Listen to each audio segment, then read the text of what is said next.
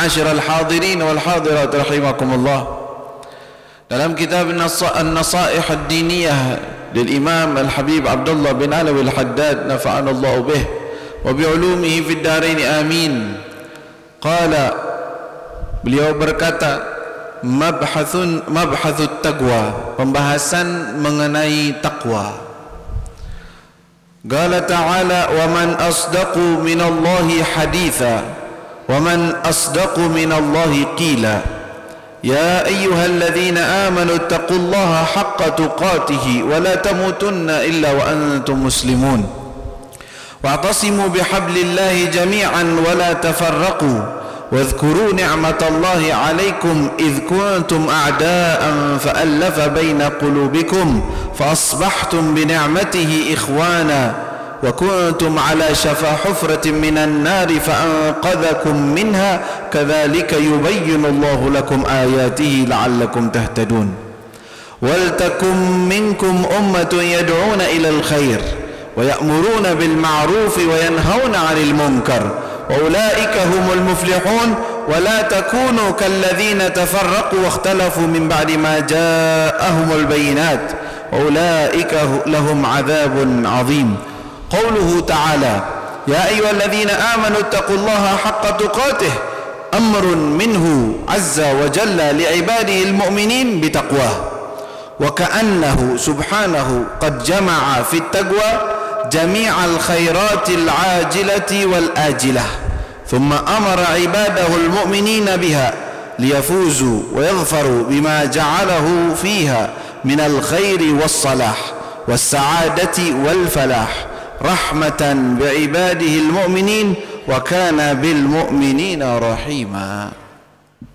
Beliau memulai daripada kitab beliau dan juga banyak daripada wasiat-wasiat beliau dengan wasiat yang jami', yang lengkap, yaitu wasiat dari Allah Subhanahu wa taala untuk kita bertakwa kepada Allah Subhanahu wa taala. Beliau memulai dengan mengutip firman Allah Subhanahu wa taala, "Wa man asdaqu minallahi haditha wa man asdaqu minallahi qila." Menekankan di dalam hati kita sebelum kita mendengarkan firman Allah, ketahuilah tidak ada yang lebih jujur, tidak ada yang lebih benar dari firman Allah Subhanahu wa taala. "Wa man asdaqu minallahi haditha." Siapa yang lebih jujur dalam perkataannya dari Allah Subhanahu wa taala dibandingkan Allah Subhanahu wa taala? Maka wajib harus kita jadikan bahwa kalamullah, apa yang ditetapkan oleh Allah, apa yang disampaikan oleh Allah melalui lisan Nabi Muhammad sallallahu alaihi wasallam adalah yang paling benar. Bagaimana tidak? Dialah sang pencipta, dialah yang mengetahui, dialah yang mengerti akan keadaan kita. Maka tidak layak bagi seorang muslim, muslimah masih mempercayai ucapan orang-orang yang tidak memiliki fondasi ilmu sama sekali. Latar belakang ilmu mereka hanyalah auham, hanyalah perkiraan-perkiraan, hanyalah prediksi-prediksi yang sebagian dari mereka menyebutnya ilmu tetapi hakikatnya bukan ilmu. Banyak dari golongan orang-orang muslim maupun muslimah yang mereka tergoncang hatinya, tergoncang imannya ketika membaca atau mempelajari suatu penelitian dari orang-orang yang kita nggak tahu tuh orangnya jujur apa enggak, orangnya itu baik atau tidak, orangnya itu berbicara atas dasar ilmu atau prasangka dan perkiraan. Semacam orang-orang yang menyatakan bahwa manusia itu asal muasalnya dari monyet. dikatakan itu adalah ilmu, itu adalah pengetahuan. Pengetahuan dari mana? Asalnya dari mana? Sumbernya dari siapa? Penelitian dari seseorang, bahkan dia sendiri masih meragukan akan hal tersebut, hanya sekedar penelitian, hanya sekedar teori yang nggak jelas, lalu dijadikan itu ilmu dan patokan, lalu disandarkan dengan ilmu yang dibawakan oleh Nabi Muhammad, lalu dia ragu, oh masa sih manusia itu terbuat atau datang dari keturunan Nabi Adam? Nah, ente maunya apa? Mau keturunan monyet? Silahkan dah kalau ente mau kayak begitu. Tapi kalau enggak, ini Allah Rabbul Alamin yang berbicara, bukan manusia. Melalui yang seumur hidup tidak pernah bohong, bahkan musuhnya percaya bahwa Nabi Muhammad tidak pernah bohong. Sallallahu alaihi wasallam. Apakah pantas bagi seorang muslimah ragu dengan firman Allah? Dia barangkali bagaimana? Atas dasar apa? Fondasi ilmunya dari mana? Tidak ada yang lebih benar dari ucapan Allah. Kalau pengen tahu siapa yang bahagia di dunia, siapa yang menang di dunia, siapa yang menang di akhirat, tanya, lihat apa yang Allah katakan. Siapa orang yang paling beruntung di dunia maupun di akhirat? Lihat firman Allah Subhanahu wa taala. Bagaimana keadaan kita nanti setelah kita wafat? Lihat firman Allah Subhanahu wa taala dan apa yang dibawakan oleh Nabi Muhammad sallallahu alaihi wasallam. Kata Allah ketika menggambarkan ilmu pengetahuan yang dikuasai oleh manusia, kata Allah, "Wa ma utitum minal ilmi illa qalila." Itu ilmu semua yang kalian punya qalila, sedikit, kata Allah. Itu yang mereka anggap besar, qalila, kata Allah Subhanahu wa taala. Masih dalam lingkup qalila, masih dalam lingkup sedikit. Dan mereka itu hanyalah mengetahui zahiran minal hayatid dunia, hanya mengetahui urusan-urusan zahir daripada kehidupan dunia. Adapun akhirat, kalau ditanya dari mereka, kalian bisa jadi manusia itu dari mana? Kalian bisa jadi manusia dari mana? Gara-gara kawin, dah jadi manusia begitu aja? Ya, berapa banyak yang lain begitu, tapi enggak ada. Siapa yang mengutus ruh ke jasad manusia yang tadinya segumpal atau setetes mani menjadi segumpal darah, menjadi segumpal daging, kemudian terbentuk dengan bentuk yang luar biasa, dikeluarkan matanya, dikeluarkan telinganya, dibentuk oleh Allah Subhanahu wa taala. Fasawwarakum fa ahsana suwarakum. Allah menggambarkan kalian. Setiap orang beda cetakannya. Enggak pakai cetakan. Kalau cetakan mesin semua sama. Tapi manusia enggak ada yang sama. Dibedakan oleh Allah Subhanahu wa taala, bentuk matanya, sel-selnya, di dalamnya beda. Setiap satu beda, punya sidik jari sendiri, punya kriteria sendiri, punya karakter sendiri. Wa nafakhna fihi min ruhina, kita nafakh, kita tiupkan ruh, Allah Subhanahu wa taala tiupkan ruh kepada manusia. Dari mana asal muasalnya? Tahu? Itu ilmu kecanggihnya, ilmu teknologi, tahu? Terus setelah wafatnya manusia, kemana ruh tersebut pergi? Lalu mau bicara, mau menentang firman Allah, atau mau membicarakan sesuatu yang gak jelas asal muasalnya dari mana? Kalau kita dapat kabar dari Shadiqul Masduq, Nabi Muhammad sallallahu alaihi wasallam, melalui Allah Subhanahu wa taala, dari mana asalnya kita? Dan ruh kapan ditiupkan? Diperintahkan oleh Allah untuk ditiupkan. Thumma yu'maru bikatbi rizqihi wa ajalihi wa amalihi syaqiyyun wa sa'id. Ditulis. Sudah ada, sudah tertera. Ketika sudah wafat, mereka tanyakan orang-orang yang punya teknologi, kalau sudah wafat manusia mau kemana? Udah gitu aja. Tahu-taunya hidup di dunia, nggak tahu mau ngapain, makan, minum, nikah, sampai tua, meninggal. Udah gitu doang. Tapi kita punya dari Allah Rabbul Alamin. Kata Allah, afahasibtum annama khalaqnakum abathan wa annakum ilaina la turja'un. Apakah kalian sangka bahwa kami menciptakan kalian sia-sia begitu, nggak ada tujuan? Dan kalian ini tidak akan kembali kepada Allah? Fata'ala Allahul Malikul Haq. Maka maha tinggi Allah, maha besar Allah, bahwa Allah tidak berbuat sesuatu yang abath, yang sia-sia. Kita tahu ilmunya dari Nabi Muhammad sallallahu alaihi wasallam. ilmunya dibawakan oleh Rasulullah sallallahu alaihi wasallam, ilmu yakin. Yang percaya beruntung, yang enggak percaya bakal lihat sendiri. Sampai di alam kubur, bagaimana keadaan alam kubur? Kita diberitahu. Alam ketika dibangkitkan semua manusia, ditiupkan sangkakala, kita diberitahu. Mereka enggak tahu. Wahum anil akhirati ghafilun. Mereka lalai, lupa, tidak tahu akan akhiratnya. Kalau yang memang tersisa dari mereka, yang tadinya mereka menerima kitab, kemudian dirubah oleh setan, oleh hawa nafsu mereka, sehingga mereka berpikiran, ada yang berpikiran, masih ya manusia hidup, ruhnya, ada yang gentayangan, ada yang tidak tenang, ada yang reinkarnasi. Pemikiran-pemikiran yang disalahkan tanpa dasar diluruskan oleh Nabi Muhammad SAW. Itu mereka, orang-orang yang berkeyakinan bahwa dia akan meninggal, nanti ruhnya ada yang disiksa, ada neraka. Ada sebagian agama seperti itu, meyakini ada agama, ada neraka, ada surga bagi orang-orang yang baik. Tapi salah konsep pemikiran.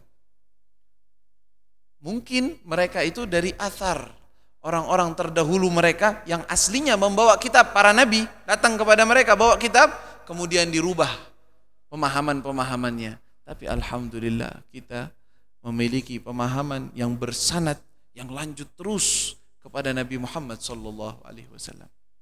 Diyakini dengan keyakinan yang kuat.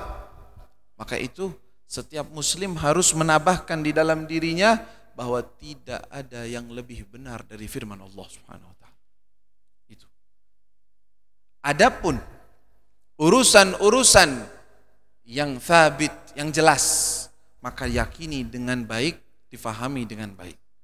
Adapun urusan daripada firman Allah yang sifatnya mutasyabihat, karena Allah sudah menetapkan hal tersebut, ya. Minhu ayatum muhkamat hunna ummul kitab wa ukharu mutasyabihat.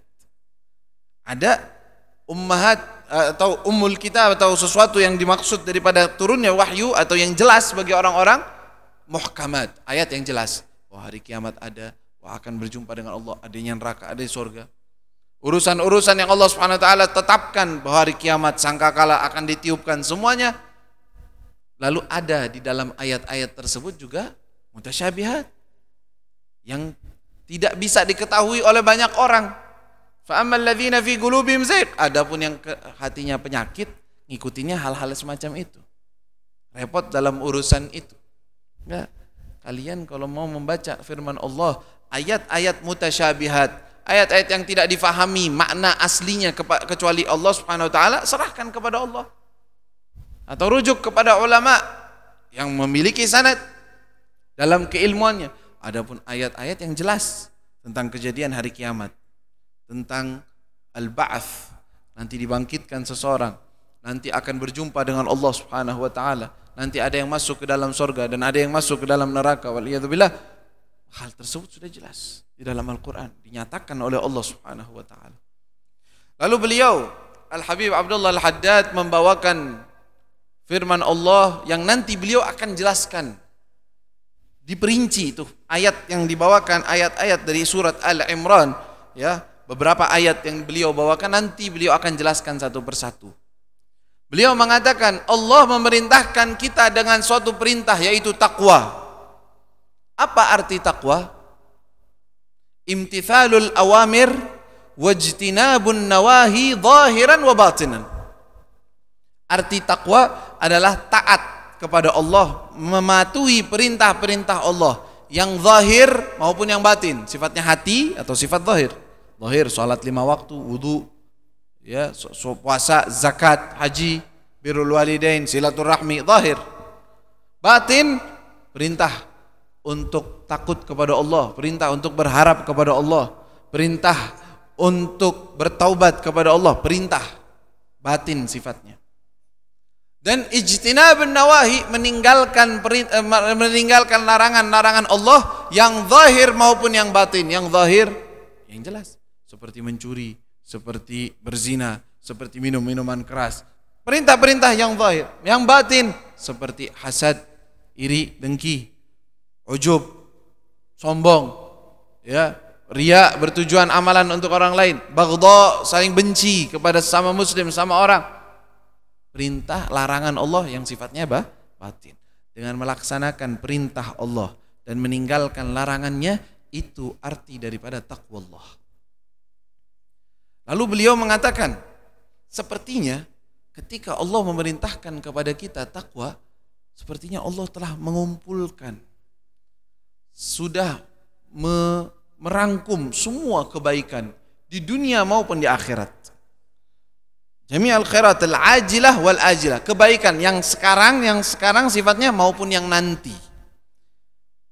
Ya, maupun kebaikan dunia dan akhirat, semuanya berada dalam takwa kepada Allah Subhanahu wa taala. Maka itu kita sebagai orang-orang yang muslim, yang muslimah, hendaknya memperhatikan urusan takwa kepada Allah Subhanahu wa taala. Dan selalu meminta kepada Allah agar digolongkan termasuk orang-orang yang bertakwa. Sebelum kita melaksanakan, kita minta juga dari Allah Subhanahu wa taala. Sambil kita melaksanakan, berusaha untuk bertakwa kepada Allah, kita minta kepada Allah agar Allah memberikan takwa tersebut kepada kita. Rasul sallallahu alaihi wasallam dalam doanya, beliau mengatakan, Allahumma ati nafsi taqwaha. Ya Allah, berikan nafsuku, jiwaku, berikan ketakwaannya. Berikan ketakwaan ya Allah kepada jiwaku ini. Karena yang bisa membimbing takwa seseorang kepada Allah adalah Allah Subhanahu wa taala. Wa nafsin wa ma sawwaha. Dan demi jiwa, demi setiap jiwa manusia, dan yang apa yang Allah telah ciptakan, fa nafsi wa ma sawaha fa alhamaha fujuraha wa taqwaha. Nafsi wa ma sawaha fa alhamaha fujuraha wa taqwaha. Allah alhamaha, Allah mengilhamkan, Allah yang menunjukkan kepadanya fujuraha, ketidaktaatannya, wa taqwaha, dan ketakwaannya. Siapa hakikatnya yang membimbing? Allah. Fa'alhamaha fujuraha wa taqwaha. Allah yang memberikan ilham, memberikan petunjuk untuk dia takwa atau dia bermaksiat. Lalu Allah beri, qad aflaha man zakkaha. Telah beruntung orang yang mensucikannya. Mensucikan apa? Jiwanya, hatinya, dibersihkan dari sifat-sifat tercela. Wa qad khaba man dassaha. Telah celaka orang-orang yang meninggalkannya, menelantarkannya, membiarkannya berbuat maksiat. Apa yang beliau Rasulullah SAW ajarkan ketika mendengar ayat ini? Beliau mengatakan, Allahumma ati nafsi taqwaha. Ya Allah, berikan jiwaku ini, nafsuku ini, diriku ini ketakwaannya. Wa zakkiha, dan sucikanlah ya Allah, Engkau yang mensucikan. Anta khairu man zakkaha. Engkau adalah sebaik-baik yang bisa mensucikannya dan bisa memperbaikinya. Anta khairu man zakkaha. Anta waliyuha wa maulaha. Engkaulah walinya, yang menjaganya, yang merawatnya. Wa maulaha, tuannya. Siapa tuannya kita? Allah Subhanahu wa taala. Berarti memang langkah pertama adalah meminta dari Allah yang maha mampu, yang maha punya. Langkah kedua, usaha dari seorang hamba. Gak mungkin kita meminta kepada Allah tetapi kitanya sendiri bertentangan dengan ucapan tersebut, gak ada niatan sama sekali untuk memperbaiki diri. Dinasehati untuk takwa, dinasehati untuk jadi benar, gak mau, tidak mau, enggan untuk menerima daripada nasihat. Jangan, terima, dengarkan, amalkan. Dengan seperti itu meminta kepada Allah dan usaha dari kita, maka insya Allah akan diberikan. Kalau sudah masuk dalam golongan al-muttaqin, masuk dalam golongan orang yang bertakwa, amalan diterima, urusan lancar, urusan dunia maupun akhirat, kebersamaan Allah bersamanya. Nanti beliau akan sebutkan apa saja faedah keutamaan ketika kita berada dalam posisi takwa kepada Allah Subhanahu wa taala. Diterima amalannya, diselamatkan di dunia maupun di akhiratnya. Orang-orang pada ketakutan di hari kiamat, dia malah diberikan kabar gembira. Orang-orang pada khawatir dalam hisabnya, dia malah dikasih kabar gembira masuk ke dalam surga dengan mudahnya. Tuh perbedaannya. Maka berarti cita-cita untuk kita semua, yaitu apa? Ya Allah, saya harus berusaha untuk masuk dalam golongan orang yang bertakwa kepada Allah Subhanahu wa taala. Itu cita-cita tuh. Itu cita-cita mulia.